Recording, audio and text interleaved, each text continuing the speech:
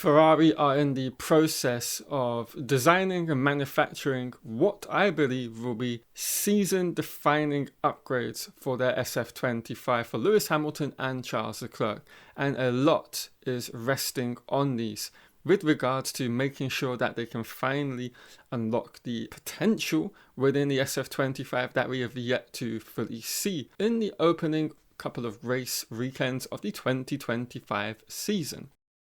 Outside of Hamilton's first pole and race win, albeit in the sprint format, nothing else has really been of a positive nature for the team. And that comes on top of underlying issues within the SF-25 in its current specification. Now, what is exactly going wrong with the car? Well, essentially, it's been reported from various news outlets along with Autoracer that they have a problem with maximizing and getting the performance out of their car, and it's all to do with when the SF-25 has the race fuel on board it.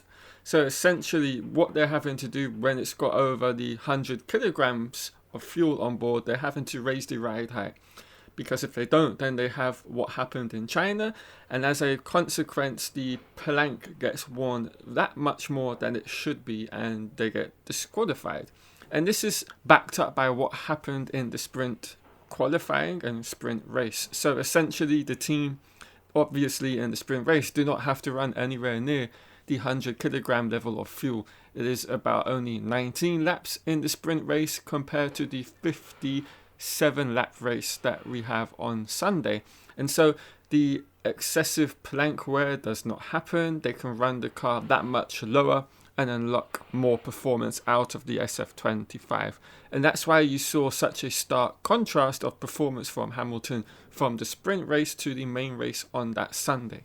And it's very akin to what happened with the SF-24 last season after their Spanish GP upgrade in Barcelona. They spent the majority of the year correcting what mistakes they had made with that spec of upgrades. And it seems there is a similar situation unraveling for the team this year. And really that's not a good thing to have happen to a car, particularly when it's something that happened last year. You should have learnt your lessons from that and made sure this didn't happen again.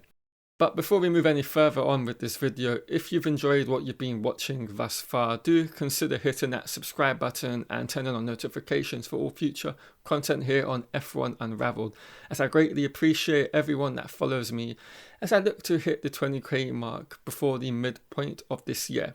Right, let's get back on with the video. But regardless of all of that, they're in the situation that they're in, of course. Now, there is a twofold issue here. There is the issue with the floor and whether they want to go the route of making changes to the floor at the rear of the floor, of course, by the diffuser and the rear suspension, or is it a case of they need to make changes to the rear suspension? Now, I don't know that. Other sources in terms of news outlets do not know the answer to that either. But it is probably one of two, if not a combination of both, in terms of where these upgrades are going to be looking to be manufactured. Now, what kind of time frame can we expect in terms of when these parts will come to the car? Now, I'm seeing differing reports. One report says we're going to see part of this upgrade in Bahrain, while the other report that I've seen is stating it's going to be coming in time for the Japanese Grand Prix through the introduction of a brand new floor. Now, I don't really know how accurate the Japanese Grand Prix upgrade rumour is. I'm far more inclined to believe the Autoracer report of the team having upgrades produced in time for the Bahrain Grand Prix than I am the other, because they have a far more historical accuracy with what they report, and it seems they have inside sources within the team. So yeah, it's going to be very, very interesting to see how this all unravels and what comes of it. Now, of course, with regards to these upgrades, there are two outcomes, of course. One, it's positive, it fixes the issue like last year's did after Barcelona, and they then can have a great rest of the season. And we can then expect the car to get better and better, the team to produce better results as a response to that. Or we have the other outcome where it doesn't get rectified. And then the season becomes almost a bit of a write-off because the car is going to forever be out of the optimum operating window. They cannot extract the maximum performance out of it. And it's just a case of, from race weekend in, race weekend out, seeing where that performance ceiling of the SF-25 is. And of course, some weekends, one driver will be in a better position than others, just on the feel they have within the car and the particular circuit they're at. So it's going to be very, very difficult if the team do not get on top of this problem very quickly. But what I do like about it is it's come very much at the beginning of the season, and that gives them a lot more time to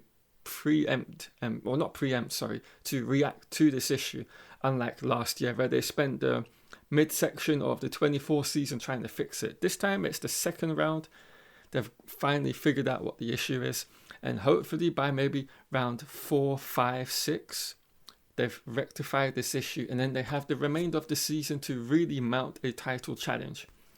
Depending on where things stand in the driver standings, that might be a bridge too far, but I'm sure the constructors could still be within reach because all of the other teams around them are going to be taking points off of one another, race weekend in, race weekend out, with the kind of performance guidebook fluctuating. Perhaps not for McLaren, but for the other teams in and around them.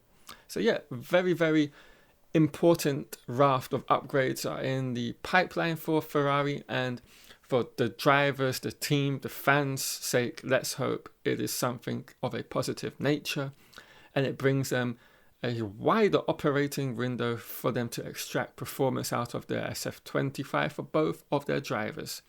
Because we all want to see Hamilton and Leclerc fighting for poles, fighting for wins, fighting for both championships with all of the main protagonists at the top of the grid. That was going to bring the most excitement to a Formula One race weekend. And I think we all want to see that, even if we're not necessarily fans of the drivers or teams. But anyway, guys, that is where I'm going to wrap this video up. Hope you've all enjoyed it and it's been informative to you.